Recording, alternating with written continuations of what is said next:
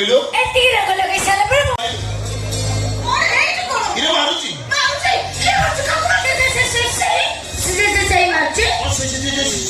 ଦେଖିଲ ବା ମାରି ମୋ ଘରେ ରଖିବି ନାଲି ପକେଇ ଦେଇଛି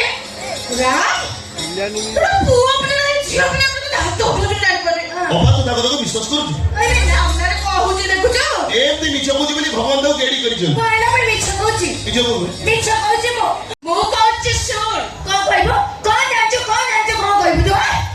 ଆମେ ସବୁ ଜାଣିଛୁ ସବୁ ଜାଣିଛ ସେମାନେ ମାଇଲା ତମଙ୍କର ଏଠି ଥିଲ ଆମେ ନଥିଲେ ବି ତ ଗୁଣ ବିଷୟରେ ଆମକୁ କଣ ଅଜଣା ଅଛି ତୁ ଯାହା କହୁଛୁ ସବୁ ଯାକ ମିଛ ଦାଦି ରେଡି ପୁରା ରେଡି ଦାଦି ଖୁଡି ତୁ କିଛି ଜାଣିନ ବୁଝିଲ ନା ଛୁଆ ଟିକେ ମୁଁ ତାକୁ ଦେଖି ଆସିଛି କଥା ହାତ ଉଠେଇବା ତାର ଗୋଟେ ବଦ୍ଧ ଅଭ୍ୟାସ ଆମେ ବି ଆମକୁ ଢେର ବର୍ଷ ହେଲା ଦେଖି ଆସିଛୁ କାହାକୁ ବଡ ପାଟିରେ କଥା ବୋଧେ ହୁଏନି ହାତ ଉଠେଇବା ତ ଦୂରର କଥା ଖୁଡି I love you ହଉଛି କଣ ହଉଛି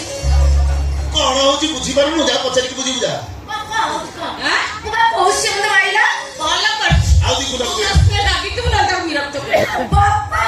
ତଥାପି ମୁଁ ରାମକୁ ଯେତିକି ଜାଣିଛି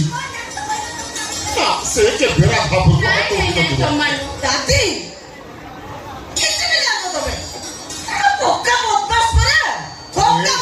ହ୍ୟାଲୋ ପୁଅ ପିଲା ଟିକେ ବଦମାସ ହବା ଦରକାର ନା ଆଉ ନହେଲେ ଆଜିକାଲି ଯୁଗରେ ଚଳିବା କାଠିକର ପାଠ ଦାଦି ରେଡି ପୁରା ରେଡି ତା ଛଡା ମୋ ଝିଅକୁ ମୁଁ ଜାଣିନି ନା ସବୁଦିନ କଣ ରାମ ଗାଁରେ କମ୍ପ୍ଲେନ ତା ନାଁରେ ବିଶ୍ୱସ୍ତ ଯୋଡ଼ି କହିବା ତାଙ୍କର ଅଭ୍ୟାସ ତୁ ତା କଥା ଜମା ଶୁଣୁନା ଶୁଣିଲୁ ତ ନାଇଁ ଶୁଣିଲୁ ତ ବର୍ତ୍ତମାନ ଦାଦି ଆଉ ଖୁଡିଙ୍କ କଥାରୁ ସ୍ପଷ୍ଟ ଭାବରେ ପ୍ରମାଣିତ ହେଇଗଲା ଯେ Ram is a good boy ଦାଦି ରେଡି ପୁରା ରେଡି ଆଉ ଏ କେଡି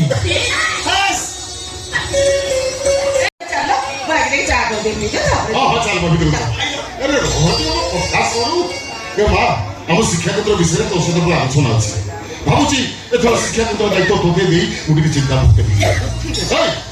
ଘରକୁ ଯାଉନୁ ଯାଉନୁ ଦରକାର ଆଜିକୁ ଭାତ ଖାଇବା